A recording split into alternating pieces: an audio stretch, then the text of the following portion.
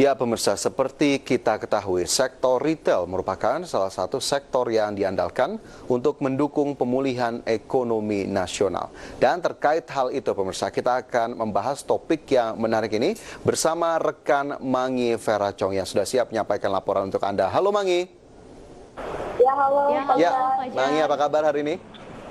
Ya, Baik, semangat tentunya ya. Baik, Mang, ini terkait dengan Semangat. industri retail. Begitu tadi ada sejumlah informasi yang juga sudah saya sampaikan terkait ada hari belanja diskon nasional, begitu kemudian juga aktivitas keramaian yang ternyata sudah mulai mencatatkan peningkatan terutama hingga bulan kemarin. Nah, ini apa kemudian yang bisa kita lihat dari dua hal ini terutama terkait industri retail Indonesia, Mangi? Ya. Baik, terima kasih rekan Fajar Wayong.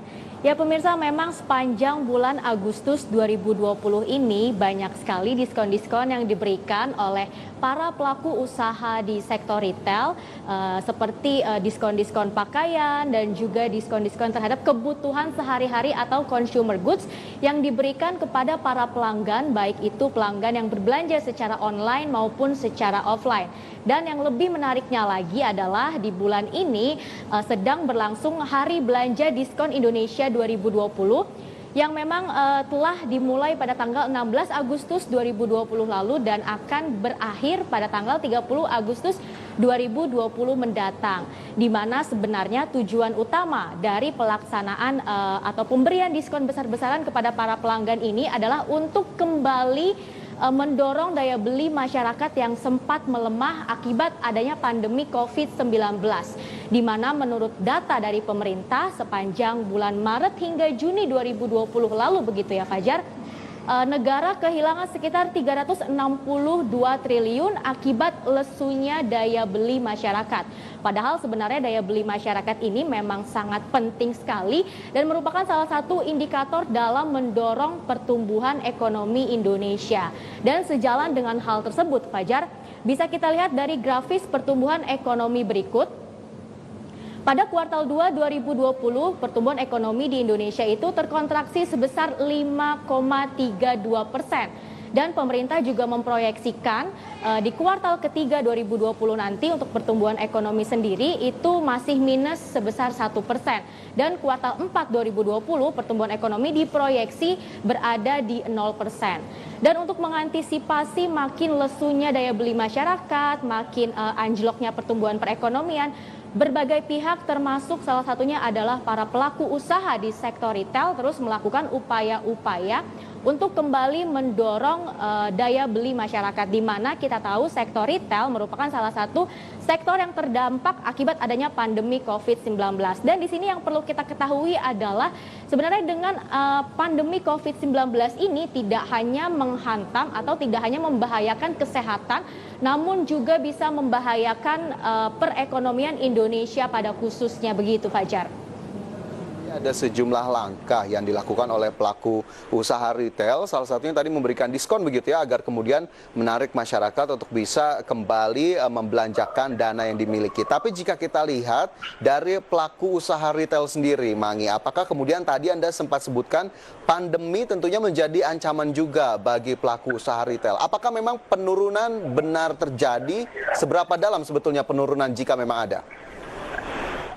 Ya. Kita bisa saksikan dari grafis berikut ya Fajar tentang pertumbuhan di sektor retail sendiri, di mana pada kuartal pertama 2020 sektor retail ini tumbuhnya hanya sebesar 1,6%. Sedangkan jika dibandingkan dengan periode sebelumnya di tahun 2019, kuartal 1 2019, pertumbuhan sektor retail itu sekitar 6,8%, yang mana artinya secara kuartal ini melemah sebesar 5,21%. Dan hal tersebut juga diakibatkan adanya PSBB yang sempat diberlakukan oleh pemerintah, di mana sebelum bulan Juni begitu ya, sebelum mal dibuka, pusat perbelanjaan dibuka, pemerintah telah menerapkan PSBB dan melarang toko-toko dan juga pusat perbelanjaan untuk dibuka kembali begitu. Dan menurut data dari pemerintah, sepanjang tahun 2019 kontribusi sektor retail terutama retail modern itu berkontribusi sebesar 10,41% terhadap PDB Indonesia, begitu Fajar. Jadi tadi kontribusinya kita lihat tentunya cukup besar. Kemudian penurunan yang terjadi cukup dalam, terutama pasca diberlakukannya PSBB atau sejumlah larangan begitu ya untuk pembukaan toko dan juga sejumlah usaha bagi sektor retail. Tapi jika kita lihat langkah dari pelaku usaha retail sudah dilakukan, diskon sudah diberikan. Tapi adakah kemudian langkah lain yang diberikan juga untuk kemudian mengungkit daya beli, karena isu utamanya atau masalah utamanya ada di sana, Mangi?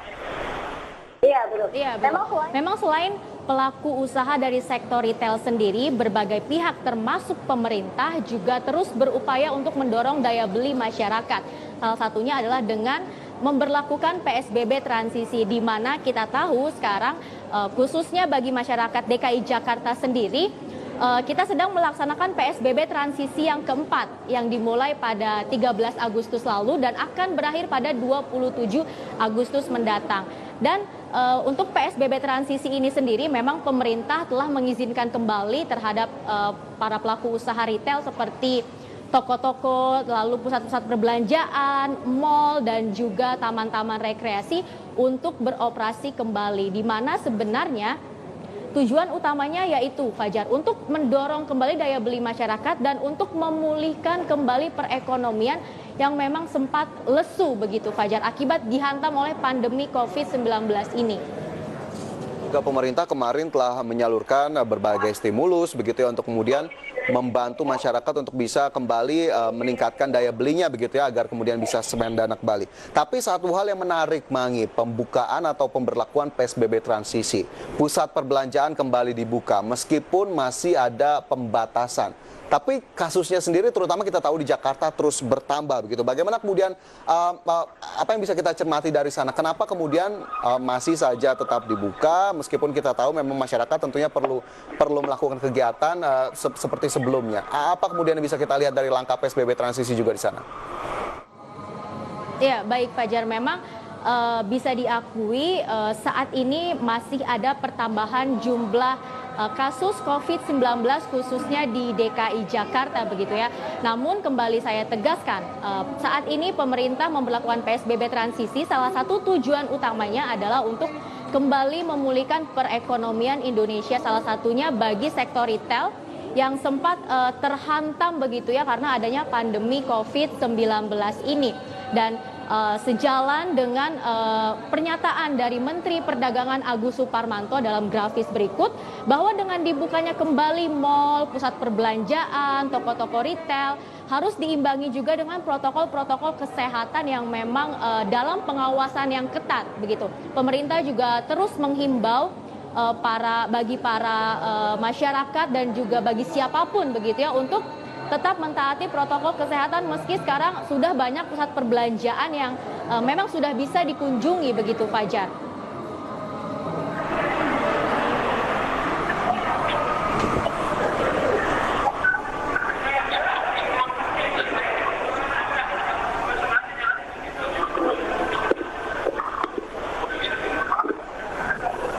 Oke, Mangi, jadi memang masih ada ancaman di sana meskipun kita tahu PSBB transisi juga tentunya bertujuan baik. Tapi apakah kemudian dampak positif jika memang kita selalu berpikir dalam sisi yang cukup positif, sudah ada dampak yang dirasakan di sana? Iya, dengan pemberlakuan PSBB transisi ini sebenarnya kita bisa lihat dari grafis indeks keyakinan konsumen berikut ya, Fajar ya. Memang pada awal-awal tahun ini untuk indeks keyakinan konsumen ini sempat turun begitu dalam begitu ya. Namun saat pemerintah kembali memberlakukan atau kembali memperbolehkan pusat perbelanjaan dibuka, toko-toko dibuka di bulan Juni tentunya pada tanggal 15 Juni, itu indeks keyakinan konsumennya ini sudah menunjukkan adanya peningkatan. Bisa kita perhatikan mulai dari bulan Mei itu memang agak menurun, lalu di bulan Juni sudah kembali meningkat dan di bulan Juli lebih meningkat lagi begitu angkanya, Fajar. Dan saya juga ingin sampaikan, saya ingin menambahkan, selain dengan menerapkan PSBB transisi ini, pemerintah juga telah berupaya untuk tetap mendorong daya beli masyarakat. Salah satunya adalah pada bulan ini pemerintah juga telah menggelontorkan atau telah mencairkan dana atau gaji ke-13 PNS dan juga dana pensiun. Selain itu, pemerintah juga telah memperpanjang kembali subsidi listrik bagi pelanggan yang berdaya 450 volt ampere dan juga 900 volt ampere hingga bulan September 2020 mendatang. Selain itu, untuk para UMKM sendiri juga telah diberikan bantuan sebesar 2,4 juta rupiah oleh pemerintah. Begitu, Fajar. Jadi kita bisa katakan tentunya pihak pemerintah atau regulator sudah memberlakukan kebijakan dua arah, baik dari sisi pelaku usaha ataupun kemudian untuk masyarakat begitu ya, untuk sama-sama mendukung daya beli, tapi di satu sisi juga supply tetap terjaga. Baik, terima kasih Mangi atas informasi dan laporannya. Selamat bertugas kembali. Terima kasih. Ya, pemirsa, IDX Precision Closing akan segera kembali untuk mengulas kinerja emiten sektor retail di tengah pandemi COVID-19. Sesaat lagi.